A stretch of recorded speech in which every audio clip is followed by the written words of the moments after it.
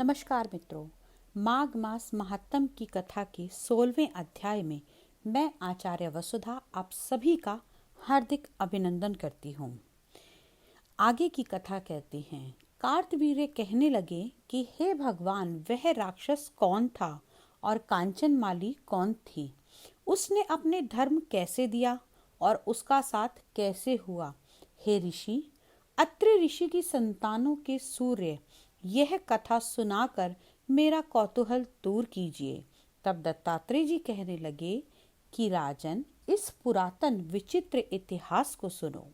कांचनमाली नाम की एक सुंदर अप्सरा थी जो माघ मास में प्रयाग में स्नान करके कैलाश पर जा रही थी।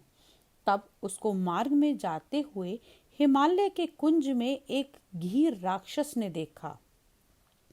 उस सोने जैसे तेज वाली, सुंदर कटी वाली, बड़े बड़े नेत्रों वाली, चंद्रमुखी सुंदर केश और पीन पयोधर वाली सुंदर अप्सरा को देखकर उस राक्षस ने कहा, हे सुंदरी कमल नयनी, तुम कौन हो और कहाँ से आ रही हो? तुम्हारे वस्त्र और वेणी भीगी हुई है। तुम आकाश मार्ग से कहाँ जाती हो और किस पुण्य के प्रताप से तुम्हारा शरीर ऐसा तेजस्वी और रूप ऐसा मनोहर है? तुम्हारे गीले वस्त्र से मेरे मस्तक पर गिरे हुए एक जल की बूंद से मेरे क्रूर मन में एकदम शांति प्राप्त हो गई। इसका क्या कारण है? तुम बड़ी शीलवती प्रतीत होती हो, इसका कारण मुझसे कहिए। अप्सरा ने कहा, हे राक्षस, सुनो, मैं काम रूपिणी अप्सरा हूँ। मैं प्रयाग में संगम में स्नान करके आ रही हूँ। इसी से मेरे वस्त्र भीगे हैं। अब कैलाश पर जा रही हूँ, जहाँ पर श्री शिव निवास करते हैं। त्रिवेणी के जल से मेरी सब क्रूरता दूर हो गई, जिसके पुण्य के प्रभाव से मैं इतनी सुंदर और पार्वती जी की प्रिय सखी हुई। जो आश्चर्य देने वाला उदाहरण मुझसे ब्रह्मा जी ने कहा था, सो सुनो। मैं कलिंग देश के राजा की वैश्या थी। रूप लावण्य तथा सुंदरता में अपूर्व थी। मेरी सुंदरता का सारा नगर मोहित था और मैंने अनेक प्रकार के भोग भोगे। अनेक प्रकार के वस्त्र और आभूषणों के घर में कोई कमी ही नहीं थी। कामी पुरुष आपस में स्पर्धा ही से मृत्यु को प्राप्त हो गए। इस तरह उस नगर में बड़ी सुंदरता से यौवन से व्यतीत करती हुई मैं वृद्धावस्था को प्राप्त हो गई। तब मेरे मन में विचार उत्पन्न हुआ कि मैंने अपनी सारी आयु पापों में व्यतीत कर दी। धर्म का कोई कार्य, दान, तप, यज्ञ आदि नहीं किया। शिव या दुर्गा जी की आराधना नहीं की, ना कभी भगवान विष्णु का पूजन किया। इस प्रकार अशांत चित्त से मैंने एक ब्राह्मण की शरण ली, जो वेदों के ज्ञाता और ब्रह्मनिष्ठ थे। मैंने उनसे कहा कि मेरा निस्तार किस प्रकार हो सकता है। महाराज, साधु जन अच्छे और बुरे पे दया करते हैं, इसलिए मुझ दीन पर भी कृपा कर मुझ कीचड़ में डूबी हुई को पकड़कर उबारिए।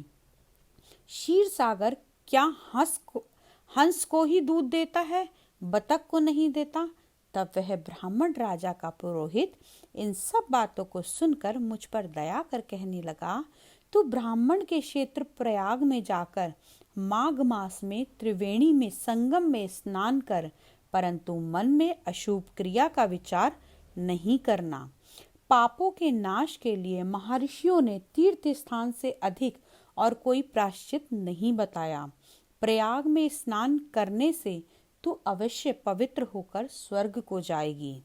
हे भामिनी, पुराने समय में गौतम ऋषि की स्त्री को देखकर इंद्र ने काम के वशीभूत होकर कपट वेश में उससे भोग किया था। इसलिए ऋषि द्वारा श्राप द्वारा वह शरीर अत्यंत लज्जा युक्त, हजारों भगों वाला तथा इंद्र नीचा मुंह करके अपने पाप कर्म की बुराई कराने लगा।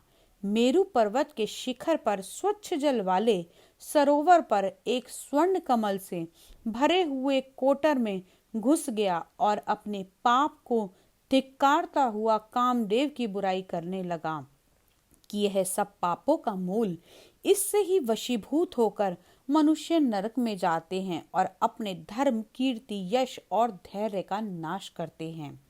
इंद्र ऐसा सोच रहा था, सो इंद्र के बिना सारा देवलोक शोभाहीन हो गया। देवता, गंधर्व, किन्नर, लोकपाल, इंद्राणी के सहित बृहस्पति जी से जाकर पूछने लगे कि महाराज, इंद्र के ना रहने से स्वर्ग ऐसा शोभाहीन हो गया जैसे सतपुत्र के बिना श्रेष्ठ कुल। इसलिए स्वर्ग की शोभा के लिए कोई क्रिया को सोचिए, इस विषय में देर नहीं लगानी चाहिए। तब बृहस्पति जी कहने लगे कि इंद्र के बिना सोचे विचारे जो कर्म किया उसका फल वह भोग रहा है, सो वह कहाँ से, यह सब जानता हूँ। फिर गुरुजी ने सबको साथ लेकर स्वर्ण कमलों से युक्त बड़े सरोवर में इंद्र को देखा, जिसका मुख मलिन और आंखें बंद थी। तब इंद्र जी ने बृहस्पति जी के चरणों को पकड़कर कहा कि इस पाप से मेरा उद्धार कीजिए, मेरी रक्षा कीजिए। तब बृहस्पति जी ने इंद्र से कहा कि प्रयाग में स्नान करने से ही तुम पाप मुक्त हो जाओगे। तब इंद्र सहित सबने ही प्रयाग में संगम में जाकर स्नान किया और त्रिवेणी स्नान से इंद्र पाप मुक्त हो गए। तब ब्रह्मा जी ने इस इंद्र के वरदान को दिया कि तुम्हारे शरीर में जितने भग हैं सब नेत्र हो जाएं। तब इंद्र ब्राह्मण के वर से 1000 नेत्रों से सुशोभित हुआ, जैसे मानसरोवर के कमल शोभायमान होते हैं। तो आज की कथा में हमने इतना ही जाना। अगली कथा में यानी कि 17वें अध्याय में आपसे फिर मिलेंगे, आगे की कथा का वर्णन करेंगे। तब तक के लिए हरे कृष्ण कृष्ण कृष्ण हरे हरे, हरे राम राम राम हरे हरे। जय श्री कृष्णा मित्रों।